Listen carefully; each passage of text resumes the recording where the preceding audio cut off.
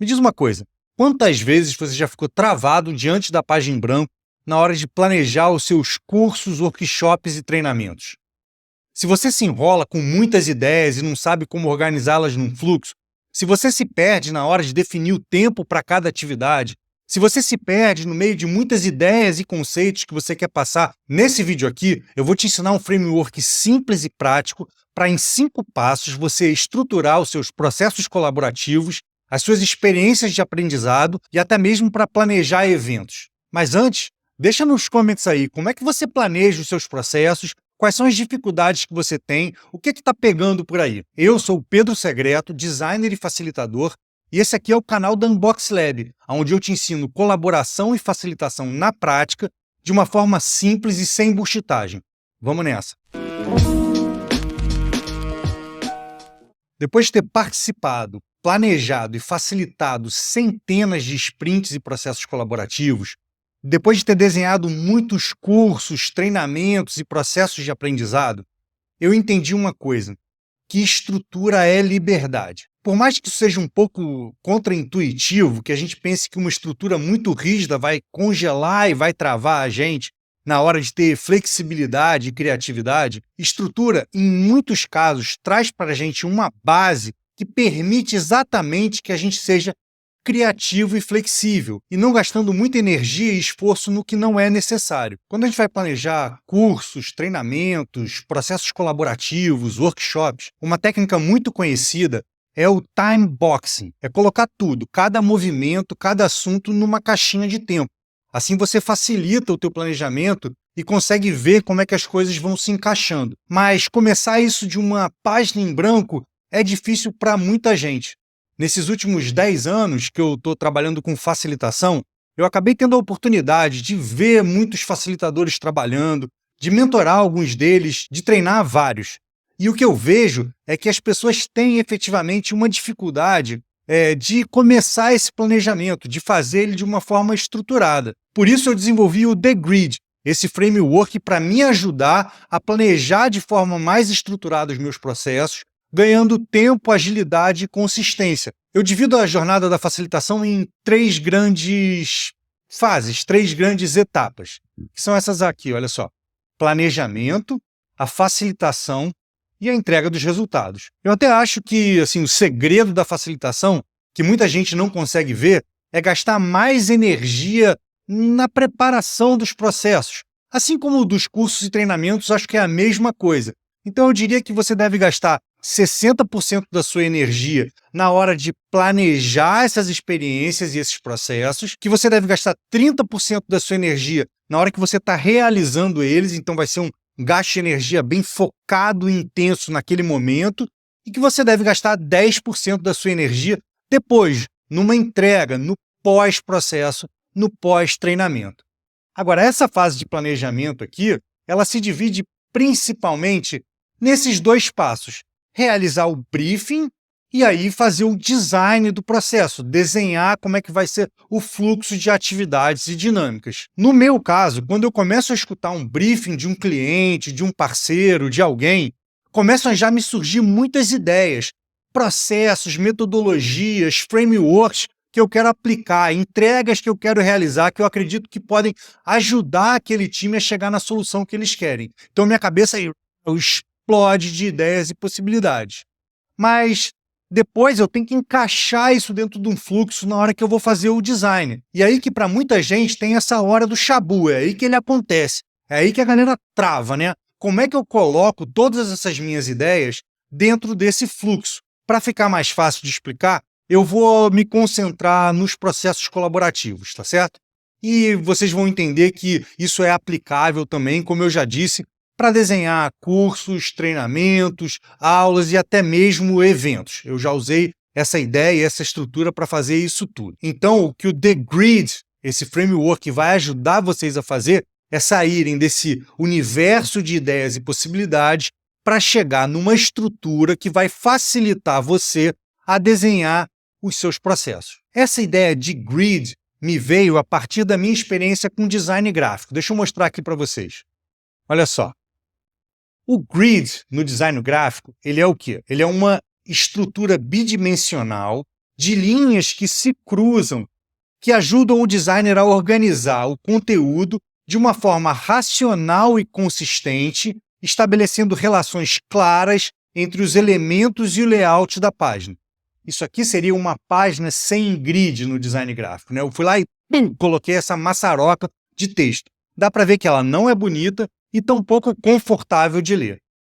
Se eu começo a estabelecer um grid, né, uma estrutura, né, com colunas, com margens, com espaços pré-estabelecidos, e aí eu trago elementos para cá, como textos e imagens, essa página já começa a ficar melhor desenhada, com mais respiros, com mais espaços, e eu tenho mais controle do que eu vou fazer. Com esse mesmo grid aqui, eu posso desenhar diversas páginas. Se no design gráfico o grid fala de espaço, de estruturar e arranjar o espaço, né, numa página, por exemplo, no collaboration design, quer dizer, no design de processos colaborativos, ou mesmo no design de experiências de aprendizado, o que a gente vai gridar, né, o que a gente vai estruturar é o tempo. Então, a melhor forma de eu explicar para vocês como fazer o grid dos processos de vocês, como criar essa estrutura, é mostrando um exemplo prático. Para isso, eu criei um caso fictício da Acme, um cliente que me procurou em busca de fazer um rebrand para atualizar o posicionamento da companhia no mercado. Os participantes serão de 12 a 15 diretores e gestores da empresa. Eles me falaram que o tempo a gente pode gastar algo em torno de 3 sessões, de 4 horas cada uma, e que esse processo deve ser remoto. Bom, eu estou no modo Ana Maria Braga aqui, né, com as minhas coisinhas no forno para a gente agilizar as explicações. Quando eu recebo esse briefing, já várias coisas vêm na minha cabeça. Análise SWOT, Golden Circle, mapa de stakeholders, target persona, e tem alguns entregáveis também que já são clássicos, né, que a gente pode pensar em ajudar a materializar, né? Então tá aqui, ó. Protótipos, né? Então seriam key visuals, brand manifesto, artes para mídias sociais, coisas assim. Mas e aí? 3 vezes 4, eu tenho 12 horas de tempo para fazer isso. Será que é suficiente? Isso é o que a maior parte das pessoas sempre fica na dúvida. E aí tem essa jogada, né, do time boxing. Ah, eu vou botar aqui, cada atividade dessa aqui tem X atividade, quanto tempo cada uma delas e deu. Só que, na minha prática, o que eu vejo fazendo essas estruturas muitas vezes é que o tempo total de um workshop não é a mesma coisa que o seu tempo útil. E aí que muita gente erra, considerando que uma coisa é igual à outra. Em geral, eu vou dizer para vocês que o tempo útil de uma sessão de cocriação, de um workshop, enfim, é de mais ou menos 70% a 75% do tempo total dessa sessão. Quer dizer, então, se eu for fazer uma sessão de cocriação de 4 horas, o tempo útil que eu vou ter efetivamente para executar as atividades são 3 horas, porque o resto é intervalo, check-in, check-out, enfim, coisas nesse sentido. Então, partindo desse briefing da Acme aqui, do exemplo, como é que eu desenho e estruturo as minhas sessões? Como é que eu começo a fazer o meu planejamento? Vou explicar para vocês agora, então, o tal dos 5 passos do The Grid. Como é que a gente faz isso? Então, primeira coisa que a gente vai fazer, a gente não vai sair correndo para já pensar nas atividades, ferramentas e o que eu vou fazer ali, mas sim gerar uma estrutura, o grid das minhas sessões, que vai me ajudar a desenhar os vários dias desse processo. Então, a primeira coisa, eu vou definir o número de sessões. Então, nesse caso aqui, eu tenho, olha só, 3 sessões de 4 horas, que vão somar 12 horas de tempo total. Beleza? Um passo bem simples. Quantas sessões tem? Qual é o tempo total delas? Depois eu vou listar e ordenar as atividades recorrentes que acontecem nessas sessões. E vou definir uma duração para elas, né? Mas primeiro, quais são as atividades que acontecem sempre? Todos os dias, em cada uma dessas 3 sessões, o que vai acontecer? Pô, vai ter um momento de login. Eu sempre boto ali 5, 10 minutos no início de cada sessão para as pessoas testarem microfones, câmeras, chegar atrasado 2, 3 minutos e começar todo mundo junto. Então isso eu sempre coloco. Eu sempre gosto de fazer as minhas sessões começando com um check-in e terminando com um check-out. Em outro vídeo eu posso falar mais um pouco sobre isso. Mas outra coisa que acontece sempre nas sessões são intervalos. Então login, check-in, check-out e intervalos eu sempre vou ter. E aí eu vou começar a entender quanto tempo tem cada uma dessas atividades. Eu estou botando 10 minutos de login, 15 minutos de check-in, né? Numa sessão de 4 horas eu acredito que vão ter 2 intervalos de 10 minutos, e um checkout de 15 minutos. Então, olha só, eu defini o número de sessões e achei o tempo total. Depois eu listei, ordenei e achei a duração das atividades recorrentes que vão acontecer ao longo de todas as sessões. Terceiro passo, eu vou calcular o tempo útil que eu tenho para cada uma dessas sessões e entender os buracos para atividades principais ao longo delas. Nesse caso aqui, eu tenho 240 minutos, 4 horas de tempo total da sessão, menos 60 minutos, que é o tempo total das atividades recorrentes. Olha aqui, ó. 10 mais 15 mais 10 mais 10 mais 15 dão 60 minutos. Então, 240 minutos de tempo total da sessão, menos 60 minutos de tempo total das atividades recorrentes, vai me dar 180 minutos de tempo útil por sessão. 75%, foi mais ou menos o que eu disse para vocês. E aí eu vou achar quanto tempo eu tenho e como é que eu vou dividir o que eu chamo dos slots. Eu começo com um login, a sessão, faço o check-in, faço uma atividade de 60 minutos, 10 de intervalo, outra atividade de 60 minutos, 10 de intervalo, outra de 60 e os 15 minutos de checkout. Quer dizer, eu peguei os 180 minutos de tempo útil e dividi em 3 slots de atividade principal de 60 minutos cada. Olha como é que eu começo a ter uma estrutura aí. E isso vai acontecer ao longo das 3 sessões. O que eu quero agora é fazer um grid das atividades principais, daquele bloco de 60 minutos que se repete. Como é que ele vai ser? Eu posso criar um padrão para ele também. Então eu tenho um slot de atividade principal, né, de 60 minutos. Como é que eu vou estruturar ele? Então, cada atividade principal vai ter 10 minutos para fazer o briefing da atividade, explicar para as pessoas e os participantes o que elas têm que fazer e fazer o setup, quer dizer, dividir elas em grupos. Vai ter 20 minutos para elas trocarem, fazerem a colaboração, né, de uma forma genérica. Não estou pensando aqui qual atividade, qual ferramenta eu vou utilizar. E depois eu vou ter 30 minutos onde eu trago elas de volta para o grupão, para elas alinharem ali o que elas discutiram e o que elas criaram ao longo de cada uma das atividades. Então, olha só, para cada um desses slots de atividade principal aqui, eu tenho um gridzinho, né? Que é, olha só, esses aqui, são todas essas atividades, vão ter essa mesma estrutura aqui, ó. Esses 60 minutos vão se dividir, então, 10 de briefing setup, 20 de atividade, colaboração, e 30 de compartilhamento. Eu tenho o grid das sessões e eu tenho o grid das atividades principais. Vamos lá para o quinto passo. O quinto passo é aplicar o grid em todas as sessões e começar a desenhar o processo com flexibilidade. Eu não preciso ficar preso a esse grid, ele tem que me dar a estrutura, mas ele é maleável dentro da necessidade que eu tenho do desenho de cada uma das sessões ou dia. Olha aqui, então, como é que ficou o grid das minhas 3 sessões. Ó. Eu tenho aqui... Opa. Então, eu tenho 12 horas, 720 minutos de tempo total. Eu tenho 9 horas ou 540 minutos de tempo útil, portanto, 75% do tempo total. Sessão 1, 2 e 3, como é que elas ficaram? Olha aí, como é que eu consigo já ver essa estrutura, né, desse grid temporal e os slots aqui que eu tenho de atividade principal para começar a pensar, aí sim, aonde é que eu vou usar cada ferramenta, aonde eu vou fazer cada dinâmica e como é que eu vou construindo um fluxo que cada uma dessas atividades vai levando a outra para chegar no resultado final que o cliente, que o parceiro, enfim, que os participantes esperam. Agora, partindo dessa estrutura, fica muito mais fácil para mim desenhar o processo, olhar para aquele mar de atividades que eu tinha pensado anteriormente e ver como é que elas se encaixam aqui. Eu não parto mais de uma página em branco para cada sessão que eu vou desenhar. Então, vamos dar uma passada rápida aqui, olha só. Como é que eu faço o grid? Passo 1, definir o número de sessões e entender o tempo total dessas sessões.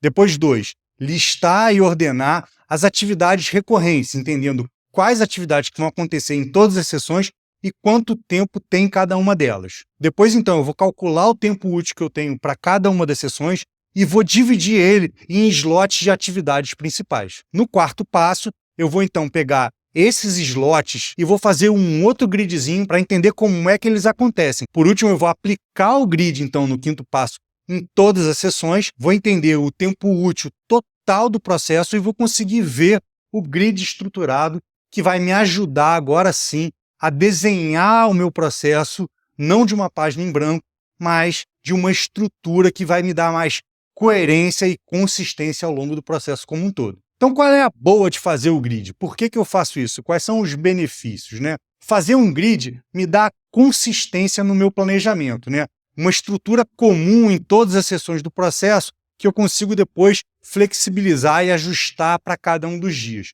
Me traz muita economia de tempo, né? Torna o meu processo de planejamento mais rápido e ágil.